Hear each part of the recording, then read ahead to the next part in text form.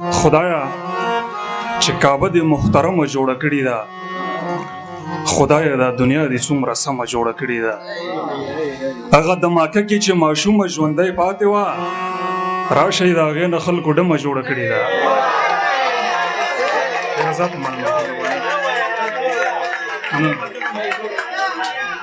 خدای چې کعبه دې محترمه جوړه کړې ده، خدایا دا دنیا دې څومره سمه جوړه کړې ده.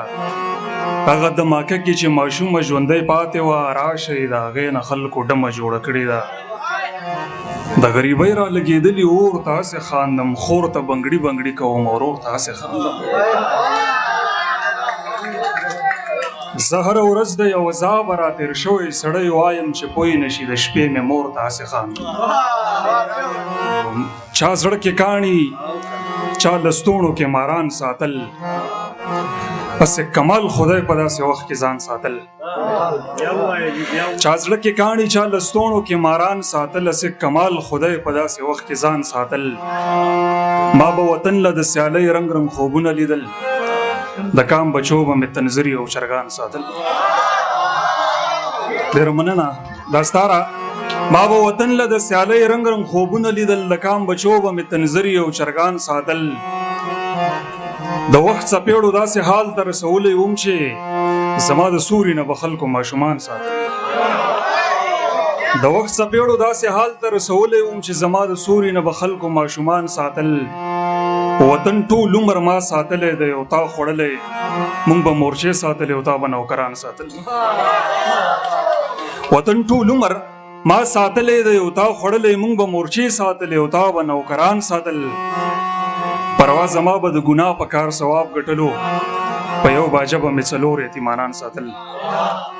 مونږ وایو بد کوي تورسري تر بازار وباسي، درمان صاحب مونږ وایو بد کوي تورسري تر بازار وباسي، خلک پښتو مختو په توپ او لیکار وباسي. مونږ وایو بد کوي تورسري تر بازار وباسي، خلک پښتو مختو په توپ او لیکار وباسي. او د دې بنگلې مالک چې کلب ته ځینو خپله وځي، خو چې جومات ته ځینو بیا یې څوکیدار وباسي. پښتو خدا وه مور نکریزې لور ته نه پرېښودی، وی که خبر شو نو جامې به درنه پلار وباسي. پښتو خدا وه مور نکریزې لور ته نه پرېښودی، وی که خبر شو نو جامې به درنه پلار وباسي. او بسر صاحب یو بوتل به یې په هر سړي خرڅ کړی وي، بیا دا مداري چې د چیلي د خپو نه مار وباسي.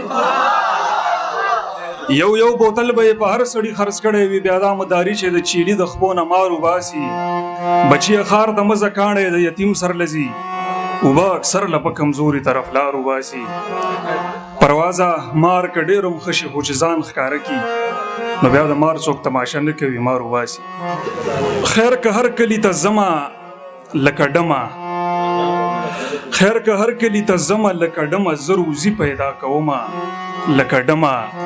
پښتانه ځوانان بلا رانه چاپېرو، په میدان کې تاوېدمه لکه ډمه. خوشحالۍ کې سره دوه خانان په جنګ شو، پکې زه ولګېدمه لکه ډمه.